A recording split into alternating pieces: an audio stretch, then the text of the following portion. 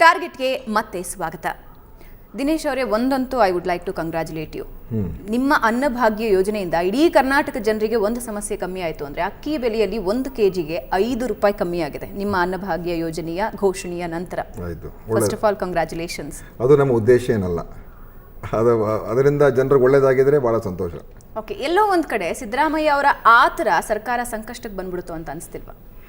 ಈಗ ಇಂಥ ಕಾರ್ಯಕ್ರಮಗಳು ನಮ್ಮ ಒಂದು ಪ್ರಣಾಳಿಕೆಯಲ್ಲಿದ್ದಂಥ ವಿಚಾರ ಅನುಷ್ಠಾನ ಆಗಬೇಕು ಅಂತ ಇಚ್ಛೆ ಇದ್ದರೆ ಇದು ಆ ಥರ ಅಂತ ಹೇಳೋಕ್ಕೆ ಆಗೋದಿಲ್ಲ. ಈಗ ಅವರು ಅವತ್ತು ನಿರ್ಧಾರ ತೆಗೆದುಕೊಂಡಿದ್ದಕ್ಕೆ ಜುಲೈ 10ನೇ ತಾರೀಕು ಅದು ಉದ್ಘಾಟನೆ ಆಯಿತು. ಇಲ್ಲದೆ ಹೋಗಿದ್ದಿದ್ರೆ ಬಹುಶಃ ಒಂದು 6 ತಿಂಗಳಾಗಿರೋದು. ಅದರಿಂದ ಇಂಥ ಒಂದು ವಿಚಾರದಲ್ಲಿ ಆ ಥರ ಪಡೋದು ಒಳ್ಳೆಯದೇ. ಸರ್ಕಾರದ ಕಾರ್ಯಕ್ರಮಗಳು ಕೆಲವೊಂದ್ಸಲ ಹೇಗಾಗ್ಬಿಡುತ್ತೆ ಅಂದರೆ ಆ ಥರದ ನಿರ್ಧಾರ ಏನೋ ಆಗುತ್ತೆ, ಉದ್ಘಾಟನೆ ಆಗುತ್ತೆ, ಮುಂದುವರ್ಕೊಂಡು ಹೋಗೋದಿಲ್ಲ. ಅಂಥದ್ದೇ ಪ್ರಶ್ನೆಗಳು ಬರ್ತಾ ಇದೆ. ನಿಜವಾಗಿಯೂ ಅನ್ನಭಾಗ್ಯ ಯೋಜನೆ ಮುಂದುವರ್ಕೊಂಡು ಹೋಗುತ್ತಾ ಅಂತ? ಖಂಡಿತವಾಗಿಯೂ ಇದೇನು ಸಾಮಾನ್ಯವಾದ ಕಾರ್ಯಕ್ರಮ ಏನಲ್ಲ, ಮತ್ತು ನಮ್ಮ ಸರ್ಕಾರದ ಭಾಳ ಪ್ರತಿಷ್ಠಿತವಾದಂಥ ಕಾರ್ಯಕ್ರಮ. ಮತ್ತು ನಮ್ಮ UPA ಸರ್ಕಾರದ್ದು ಕೂಡ ಈಗ ಆಹಾರ ಭದ್ರತೆ ಅದು ಭಾಳ ಪ್ರತಿಷ್ಠಿತವಾದಂಥ, ಅವ್ರಿಗೂ ಕೂಡ ನಮ್ಮ ಕಾಂಗ್ರೆಸ್ಸಿನ ಆಡಳಿತದ ಕಾರ್ಯಕ್ರಮ. ಸೊ ಇದು ನಾವು ಭಾಳ ಹಗುರವಾಗಿ ತೆಗೆದುಕೊಂಡು 1 ತಿಂಗಳು ನಡೆಸ್ಬಿಡ್ತೀವಿ, 2 ತಿಂಗಳು ನಡೆಸ್ಬಿಡ್ತೀವಿ, ಅಥವಾ 1 ವರ್ಷ ನಡೆಸ್ಬಿಡ್ತೀವಿ, ಮತ್ತು ಇದನ್ನು ಮುಚ್ಚಿಬಿಡ್ತೀವಿ ಅಂತ ಹೇಳುವಂಥದ್ದು ಯೋಜನೆಯೇ ಅಲ್ಲ. ಇದು ಶಾಶ್ವತವಾದಂಥ ಯೋಜನೆ. ಖಂಡಿತವಾಗಿಯೂ ಇದು ಮುಂದುವರ್ಕೊಂಡು ಹೋಗ್ತದೆ. ಇನ್ನೂ ಇದಕ್ಕೆ ಹೆಚ್ಚಿನ ಒಂದು ಸದೃಢತೆ ಮಾಡೋದಕ್ಕೆ ನಾವು ಪ್ರಯತ್ನ ಮಾಡ್ತೀವಿ. ಶಾಶ್ವತವಾದಂತಹ ಯೋಜನೆಗೆ ಶಾಶ್ವತವಾದಂತಹ ಕ್ರಮಗಳನ್ನೇನು ತಗೊಂಡಿದ್ದೀರಾ? ಈಗ ಆಹಾರ ಪೂರೈಕೆ ಮಾಡ್ಕೊಳ್ತಕ್ಕಂಥದ್ದಕ್ಕೆ ನಾವು ವ್ಯವಸ್ಥೆ ಮಾಡ್ಕೊಂಡಿದ್ದೇವೆ. ಈ ವರ್ಷ ನಾವು ಇನ್ನೂ ಹೆಚ್ಚು ಗೋದಾಮುಗಳನ್ನು ನಿರ್ಮಾಣ ಮಾಡ್ತಕ್ಕಂಥದ್ದಕ್ಕೆ ನಬಾರ್ಡಿಂದ ನಾವು ಸಾಲ ತೆಗೆದುಕೊಂಡು ಅದನ್ನು ಕೂಡ ಶುರು ಮಾಡ್ತಾ ಇದ್ದೀವಿ. ಮತ್ತು ನಮ್ಮ ಕಂಪ್ಯೂಟರೀಕರಣ ವ್ಯವಸ್ಥೆ ಮತ್ತು ಹೊಸ ತಂತ್ರಜ್ಞಾನ ಉಪಯೋಗ ಮಾಡಿ ಈ ವ್ಯವಸ್ಥೆಯಲ್ಲಿ ಸ್ವಲ್ಪ ಪಾರದರ್ಶಕತೆ ತರಬೇಕು, ಅಕೌಂಟಬಿಲಿಟಿ ತರಬೇಕು ಅಂತ ಮಾಡ್ತಾ ಇದ್ದೀವಿ. ಹೇಗೆ ಪಾರದರ್ಶಕತೆ? ನೀವು ಹೇಳ್ತೀರಾ ಬಯೋಮೆಟ್ರಿಕ್ ಯೋಜನೆಯನ್ನು ಜಾರಿಗೆ ತರ್ತೀನಿ ಅಂತೀರಾ, BPL ಕಾರ್ಡ್ದಾರರಿಗೆ ಎಲ್ರಿಗೂ ಕಾರ್ಡ್ ಕೊಡ್ತೀನಿ ಅಂತೀರಾ, ಆದ್ರೆ ಅಲ್ಲಿ ನಡೆಯೋ ಅಕ್ರಮನ ತಡೆಯೋದ್ರ ಬಗ್ಗೆನೇ ಮೊದಲನೇದಾಗಿ ನಾವು ಯಾರು ಯೋಚನೆ ಮಾಡಿಲ್ಲ. ಸರ್ಕಾರದಿಂದ ಯಾವ ಯೋಜನೆನೂ ಬಂದಿಲ್ಲ. ಇವತ್ತು ತುಂಬಾ ಸಂಬಳ ತಗೊಳ್ತಾ ಇರೋನು ಕೂಡ ಆರಾಮಾಗಿ BPL ಕಾರ್ಡನ್ನ ತಗೊಂಡು ನಿಮ್ಮ ಅನ್ನಭಾಗ್ಯ ಯೋಜನೆನ ಸುಮ್ಮನೆ ತಗೋಬಹುದು. 30 ರೂಪಾಯಿಗೆ ಅವನ ಒಂದು ಸಂಪಾದನೆ 30,000 ಇದ್ರೂ ಕೂಡ 30 ರೂಪಾಯಿಗೆ ಆರಾಮ್ಸೆ ಅವನ ಅಕ್ಕಿ ತಗೋಬಹುದು. ಅದಕ್ಕೆ ಇದ್ರ ಬಗ್ಗೆ ಇದು ಒಂದು ದಿವಸದಲ್ಲಿ ಆಗುವಂಥ ಕೆಲಸ ಅಂತೂ ಅಲ್ಲ. ನೀವು ಹೇಳಿದಾಗೆ ಇದು ಭಾಳ ಸುಲಭವಾದ ಕೆಲಸನೂ ಅಲ್ಲ. ಅದಕ್ಕೆ ಇದು ಎಲ್ಲ ರೀತಿಯಲ್ಲೂ ಕೂಡ ನಾವು ವ್ಯವಸ್ಥಿತವಾಗಿ ಕೆಲಸ ಮಾಡಿದ್ರೆ ಸಾಧ್ಯ ಆಗುತ್ತೆ. ಒಂದು ಕಡೆ ನಮ್ಮ ಏನು ವಿಜಿಲೆನ್ಸ್ ಅಂತ ಏನು ಹೇಳ್ತೀವಿ ಅದನ್ನು ನಾವು ಸರಿ ಮಾಡ್ಕೋಬೇಕು. ಮತ್ತು ಇದ್ರ ಬಗ್ಗೆ ನಮ್ಮ ಅಧಿಕಾರಿಗಳು ಕೂಡ ಅಷ್ಟೇ ನಾವು ಕಟ್ಟುನಿಟ್ಟಿನ ರೀತಿಯಲ್ಲಿ ಅವ್ರನ್ನ ನಡೆಸ್ಕೋಬೇಕು. ನಿಮ್ಮ ಗಮನಕ್ಕೆ ಬಂದಿದೆಯೋ ಇಲ್ವೋ ದಿನೇಶ್ ಅವರೇ, ಅಧಿಕಾರಿಗಳು ಕೂಡ ಈ ಅಕ್ರಮದಲ್ಲಿ ಭಾಗಿಯಾಗ್ತಾರೆ ಅನ್ನೋ ಮಾತುಗಳಿವೆ. ಯಾಕೆಂದ್ರೆ ಮಧ್ಯವರ್ತಿಗಳನ್ನ ಇಟ್ಟು ಜನರನ್ನ ಸುಲಿತಾ ಇರೋರೇ ಅಧಿಕಾರಿಗಳು ಅನ್ನೋ ಮಾಹಿತಿಗಳು ಇರ್ತವೆ. ಒಬ್ಬ ಹೋಗ್ಬಿಟ್ಟು BPL ಕಾರ್ಡ್ ತಗೋಬೇಕು ಅಂದ್ರೆ ವನವಾಸ ಪಡ್ತಾನೆ. ಒಬ್ಬ ಬಡ ಕೂಲಿ ಕಾರ್ಮಿಕ ಹೋಗಿ BPL ಕಾರ್ಡ್ ತಗೋಬೇಕು ಅಂದ್ರೆ ಅವನು ಪಡುವಂತ ಕಷ್ಟ ಇಲ್ಲ. ಕೊನೆಯದಾಗಿ ಅವನು ಲಂಚ ಕೊಟ್ಟ ಹೊರತು ಅವನು BPL ಕಾರ್ಡ್ ಸಿಗೋದಿಲ್ಲ. ನೋಡಿ, ಇದು ನಮ್ಮ ವ್ಯವಸ್ಥೆಯ ಒಂದು ಲೋಪ. ಯಾವುದೇ ಒಂದು ಈಗ ಒಂದು ಪೆನ್ಷನ್ ತೊಗೊಳ್ಬೇಕು, ಒಂದು ಯಾವುದೇ ಒಂದು ಸರ್ಕಾರದಿಂದ ಕೆಲಸ ಆಗಬೇಕು ಅಂತ ಹೇಳಿದ್ರೆ ನಮ್ಮ ಅಧಿಕಾರಿಗಳು ಮಾಡ್ತಕ್ಕಂಥ ಒಂದು ಭ್ರಷ್ಟಾಚಾರದ ವ್ಯವಸ್ಥೆ ಇದೆ. ಅದನ್ನು ಸರಿ ಮಾಡೋದಕ್ಕೇ ಈಗ ನಾವು ಈ ಆನ್ಲೈನ್ ವ್ಯವಸ್ಥೆಗಳಂತಂದು ಈಗ 13 ಲಕ್ಷ ಜನ ಈಗ ಹೊಸದಾಗಿ ಅಪ್ಲೈ ಮಾಡಿದ್ದಾರೆ ರೇಷನ್ ಕಾರ್ಡ್ಗೋಸ್ಕರ. ಅದರಲ್ಲಿ ಸುಮಾರು 9-10 ಲಕ್ಷ ಜನ BPLಗೆ ಅಪ್ಲಿಕೇಶನ್ ಹಾಕಿದ್ದಾರೆ. ಅದನ್ನು ನಾವೀಗ ವಿಲೇವಾರಿ ಮಾಡಬೇಕು. ಇದೆಲ್ಲ ಕೂಡ ಈಗ ಖಂಡಿತವಾಗಿ ಮಾಡೋದಕ್ಕೆ ನಾವು ಅನೇಕ ರೀತಿಯಲ್ಲಿ ಒಂದು ಆಹಾರ ಸಹಾಯವಾಣಿಯನ್ನು ಕೂಡ ನಾವು ಹೊಸದಾಗಿ ಮುಂದಿನ ತಿಂಗಳು ಶುರು ಮಾಡ್ತಾ ಇದ್ದೀವಿ. ಪ್ರತಿಯೊಂದು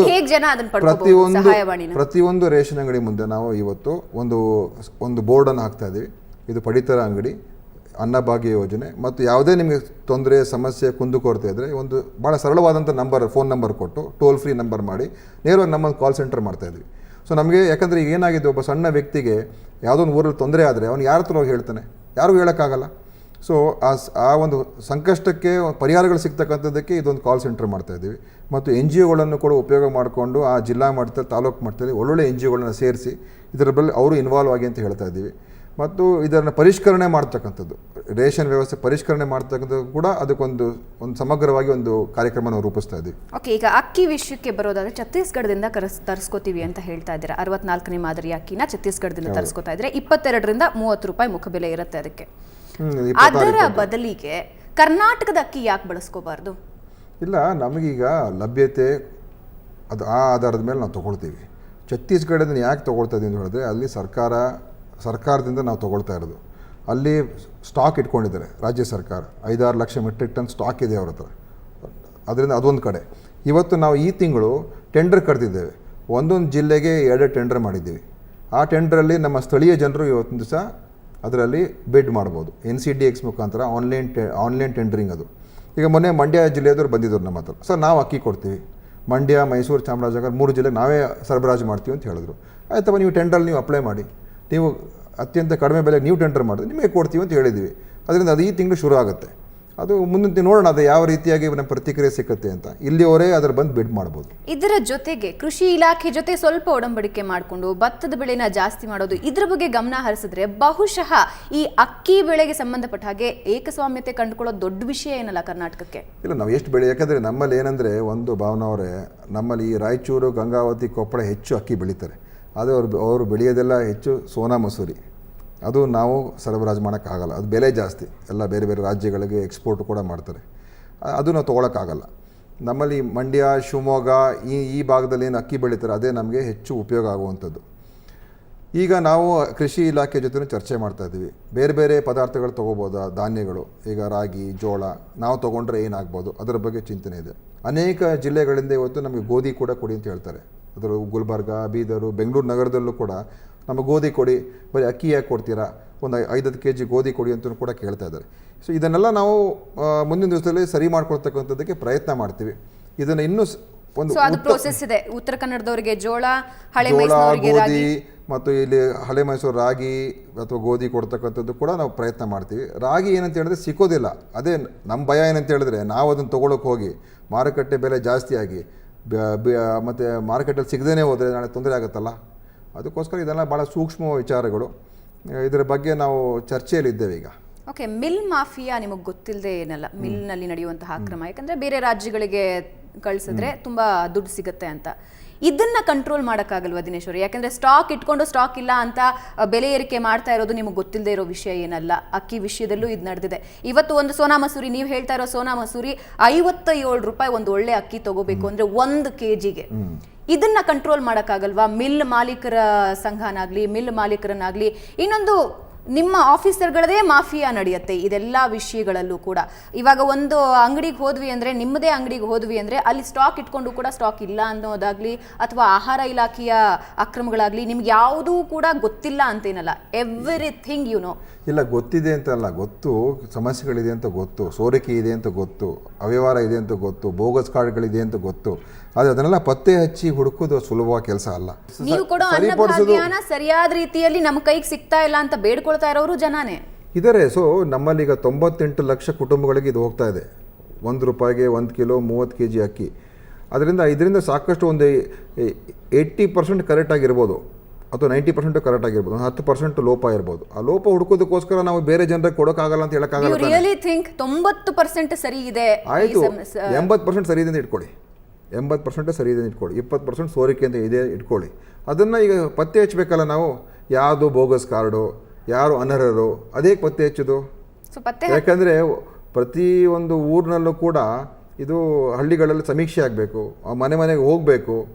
ಅದರಿಂದ ನಾವೊಂದು ಚಿಂತನೆ ಮಾಡ್ತಾ ಇದ್ದೀವಿ. ಈ ಚುನಾವಣೆ ಆಯೋಗ ಮಾಡ್ತಾರಲ್ಲ, ಏನು ಪರಿಷ್ಕರಣೆ, ಮತದಾರರ ಪರಿಷ್ಕರಣೆ, ಆ ರೀತಿ ನಾವು ವರ್ಷಕ್ಕೆ ಒಂದು 2 ಅದರ ಬಗ್ಗೆ ನನ್ನ ಪ್ರಕಾರ ಒಂದು 6 ತಿಂಗಳಲ್ಲಿ ಇವೆಲ್ಲವನ್ನು ಕೂಡ ಸರಿಯಾದ ದಾರಿಗೆ ತರ್ತಕ್ಕಂಥದ್ದಕ್ಕೆ, ಒಂದು ಹೆಚ್ಚಿನ ಸಮಸ್ಯೆಗಳನ್ನು ಬಗೆಹರಿಸ್ತಕ್ಕಂಥದ್ದಕ್ಕೆ ಕ್ರಮಗಳನ್ನ ನಾವು ಮಾಡ್ತೀವಿ. ಓಕೆ, ಸಾರ್ವಜನಿಕರದ್ದು ಇನ್ನೊಂದು ಅಳಲೆ ಏನಂದರೆ, BPL ಕಾರ್ಡ್ದಾರನೇನೋ ನೋಡ್ಕೊಂಡ್ಬಿಟ್ರಿ, APL ಕಾರ್ಡ್ ಕತೆ ಏನು?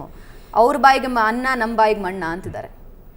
ಈಗ ನಮ್ಮ ಪಡಿತರ ವ್ಯವಸ್ಥೆ ಈಗ ಸುಮಾರು 75% ಜನರಿಗೆ ಮುಟ್ಟಿಸ್ತಾ ಇದ್ದೀವಿ. 70% ಜನರಿಗೆ, ರಾಜ್ಯದ ಜನತೆ. ಹೊರಗಡೆ ಇರ್ತಕ್ಕಂಥವ್ರು ಒಂದು 30% ಜನ. ಅದರಲ್ಲಿ ಶ್ರೀಮಂತರು, ಮಧ್ಯಮ ವರ್ಗ ಮತ್ತು ಸ್ವಲ್ಪ ಆ ಒಂದು APL ರೇಖೆಯಲ್ಲಿ ಇರ್ತಕ್ಕಂಥವ್ರು ಇದ್ದಾರೆ. ಇವರಿಗೆ ಏನು ಮಾಡಬೇಕು ಅಂತ ನೋಡೋಣ. ಯಾಕೆಂದರೆ ಸದ್ಯದಲ್ಲಿ ನಾವು ಈ ಒಂದು ವ್ಯವಸ್ಥೆ ಸರಿ ಮಾಡ್ಕೊಳ್ಳೋವರೆಗೂ ನಾವು ಅವ್ರಿಗೆ ಯಾವುದೇ ರೀತಿಯ ಒಂದು ಭರವಸೆ ಕೊಡೋಕ್ಕೆ ಆಗಲ್ಲ. ವಾಸ್ತವಿಕತೆನ ಅರಿಯೋ ಪ್ರಯತ್ನ ದಿನೇಶ್ ಮಾಡಿದಾರ ಯಾವಾಗಾದರೂ? ಒಂದು ಅಕ್ಕಿ ಅಂಗಡಿಗೆ ಹೋಗಿನೋ ಅಥವಾ ಯಾವುದಾದ್ರೂ ಪಡಿತರ ಅಂಗಡಿಗೆ ಹೋಗಿನೋ ಅಲ್ಲಿರೋ ರಿಯಾಲಿಟಿ ಚೆಕ್ಗೇನಾದ್ರು ಕೈ ಹಾಕಿದಾರಾ, ಅಥವಾ ಸರ್ಪ್ರೈಸ್ ವಿಸಿಟ್ ಕೊಟ್ಟಿದ್ದಾರಾ? ಇನ್ನು ಮುಂದಕ್ಕೆ ಏನಾದರೂ ಮಾಡೋ ಪ್ಲಾನ್ ಇದೆಯಾ? ನಾವು ಅಂಗಡಿಗಳಲ್ಲಿ ನಾನು ಹೋಗಿ ನೋಡಿದ್ದೇನೆ. ಮೊನ್ನೆ ಕೋಲಾರ್ಗೂ ಕೂಡ ಹೋಗಿದ್ದೆ. ಅಲ್ಲಿ ಗೋದಾಮುಗಳನ್ನು ನಾನು ಸರ್ಪ್ರೈಸಾಗಿ ವಿಸಿಟ್ ಮಾಡಿದೆ. ಮತ್ತು ಶಾಲೆಗಳಿಗೆ ಹೋಗಿ ನಾವು ಕೊಡ್ತಾ ಇರ್ತಕ್ಕಂಥ ಧಾನ್ಯಗಳ ಒಂದು ದಾಲು ಮತ್ತು ಅದೆಲ್ಲ ಏನೇನು ಕೊಡ್ತೀವಿ ಅದನ್ನು ಕೂಡ ಇನ್ಸ್ಪೆಕ್ಟ್ ಮಾಡಿದೆ. ಅದನ್ನು ವಾಪಸ್ ತೊಗೊಂಬಂದಿದ್ದೀವಿ. ಅದನ್ನು ವೆರಿಫೈ ಮಾಡಿದೆ ಕ್ವಾಲಿಟಿ ಯಾವ ಥರ ಇದೆ ಅಂತ. ಸೊ ಇದೆಲ್ಲ ಮಾಡಿದ್ದೀವಿ.